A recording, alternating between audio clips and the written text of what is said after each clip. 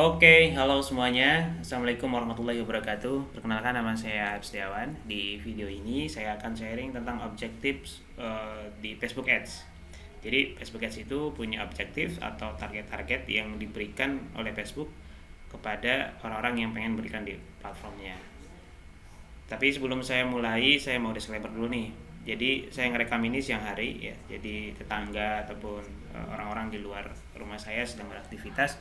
Bisa jadi ketika Anda sedang mendengarkan video ini ada suara orang sedang mungkin nukang ataupun kemudian motor lewat atau suara-suara dari luar masuk, ya mohon dimaklumi karena saya belum punya studio yang proper untuk membuat video ini. Tapi insya Allah suara saya masih bisa didengar dengan jelas lah. Oke, sebelum masuk ke objektif Facebook Ads-nya, saya pengen ngasih perumpamaan sebenarnya.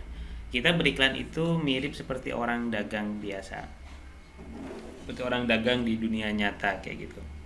Kenapa? Karena Facebook Ads itu kan sekadar alat atau tools kayak gitu untuk membantu kita jualan. Jadi sebenarnya Anda akan lebih mudah untuk belajar Facebook Ads ketika Anda sudah bisa jualan atau Anda sudah biasa jualan, menawar-nawarkan produk. Karena Facebook Ads itu nanti lebih kepada toolsnya kayak gitu ya. Kenapa ini perlu saya sampaikan? Karena kalau saya perhatikan selama ya kurang lebih 2 tahun gitu ya belajar Facebook Ads di Facebook Ads, banyak orang itu menganggap bahwa Facebook Ads itu adalah tools magic ya. Artinya ketika Anda bisa tools ini maka penjualan atau omset Anda akan naik begitu saja ya. Padahal tidak seperti itu kenyataannya.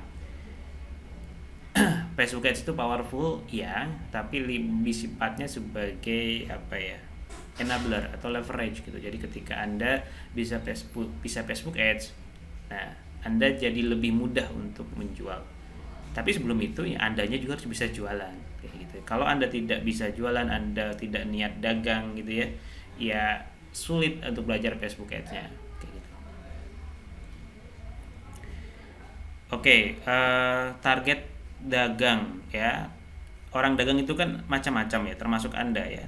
Tujuannya kan macam-macam nih. Yang pertama ya, yang paling sering ya pengen langsung jualan. Ya. Jadi Anda itu konteksnya jualan itu buat mendapatkan uang ya, make money atau make revenue gitu ya. Ini yang paling sering ditemui gitu, terutama untuk teman-teman yang UMKM ya, usaha kecil menengah. Saya juga termasuk di golongan ini sebenarnya gitu ya. Jadi Anda yang melihat ini bisa jadi juga ada di golongan ya, orang-orang ya yang sifatnya tuh pengen duit gitu ya. Ya semua orang pengen duit, tapi maksudnya jualan itu untuk mendapatkan duit gitu ya. Jadi sebenarnya uh, yang lebih dominan di sini adalah aktivitas sellingnya ya, selling produk. Nah, yang namanya UMKM itu kan biasanya usahanya usaha menengah, UMKM usaha menengah kecil gitu ya, kecil menengah gitu ya. Nah biasanya kecil menengahnya itu kalau ukuran apa namanya usaha menengah itu di angka sekitar, saya lupa, so bulan itu kalau nggak salah 4 miliaran gitu. Jadi perusahaan-perusahaan yang under itu ya sudah pasti biasanya kebutuhan besarnya adalah di selling produk gitu ya. Saya yakin yang nonton video ini nanti juga ya ada di golongan yang sama seperti saya, yaitu orang yang pengen langsung jualan. Saya punya produk ya udah langsung dijual, dapat duitnya diputar terus menerus kayak gitu ya. Jadi golongan pedagang itu biasanya ada di sini nih. Ya ini biasanya untuk produk-produk yang sifatnya low ticket. Low ticket itu mungkin kalau di Indonesia ya di under 500 ribu lah ya, atau under 200 ribuan ke bawah gitu kalau Anda jual produk kayak gitu ya. Ini biasanya kita bisa jualan hard sell langsung kayak gitu. Jadi Anda punya produk, Anda iklankan, kemudian Anda nanti dapat duitnya terus diputar profitnya di sana gitu. Jadi di sini mungkin aktivitas brandingnya tidak terlalu dominan atau bukan menjadi isu utama. Nah ini kan biasanya yang sering jadi atau sering Anda lihat di ketika Anda dagang.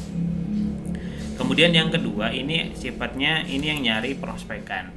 Nah biasanya ini sih kategori bisnisnya memang yang jualannya biasanya jualan produk-produk yang high ticket gitu ya. Misal Anda jual, ada kemudian kontraktor nih ya, Anda punya jasa bangun rumah, atau Anda mainan properti. Nah, Anda mainan properti. Nah, ini Anda bisa menggunakan tujuan Anda biasanya ya jualan itu ya Anda nyari orang-orang yang minat ataupun tanya-tanya dulu lah minimal kayak gitu ya. Atau misal Anda properti gitu ya. Karena perilakunya ya orang beli properti itu kan nggak ada modelnya yang kayak oh mas mau bagus nih langsung transfer, enggak, tapi kan butuh ketemu dulu ya, akad dan sebagainya. Nah, ada orang-orang yang main bisnis yang semacam ini kayak gitu, atau jualan mobil atau jualan apalah yang sifatnya itu tuh orang tuh harus diyakinkan dulu gitu ya, harus percaya dulu sama Anda. Nah, ini yang kategori kedua nih gitu. Jadi tipe-tipikal barang yang high ticket gitu ya. Yang ketiga nih. Nah, yang ketiga nih. Ini biasanya buat nyari exposure atau ya biar dikenal aja Anda punya bisnis, ya Anda pengen bisnis dikenal. Barangkali orang yang terkenal itu nanti suatu hari nanti ya ingat sama Anda, kemudian mereka datang ke toko Anda untuk membeli gitu ya. Kalau dalam bahasa ininya sekarang brand awareness ya, biar sadar tuh kenal sama brand Anda gitu ya. Anda misal punya toko roti, bangun di toko di jalan A misalnya. Nah, Anda perlu memperkenalkan toko Anda ke orang-orang misal dengan bikin event dan bikin brosur atau endorse artis dan sebagainya. Tujuannya adalah agar nanti ketika mereka butuh roti gitu ya, mereka ingat Anda. Nah, begitu ya. Jadi orang itu jualan ada macam-macam. Biasanya ya yang mainan seperti ini biasanya ya bukan berarti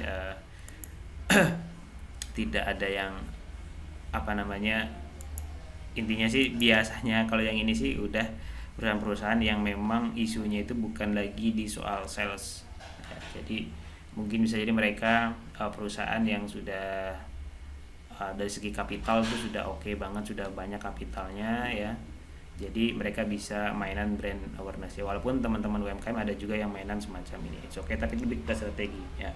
Jadi kurang lebih ya kalau saya perhatikan ya selama saya belajar jualan itu dari masa-masa kuliah itu ya 3 kali ini nih gitu ya. Ada yang pengen langsung jualan, ada yang ya nyari prospekan dulu gitu ya, nyari nanya-nanya, ngumpulin leads lah kayak gitu. Ada juga yang sifatnya exposure.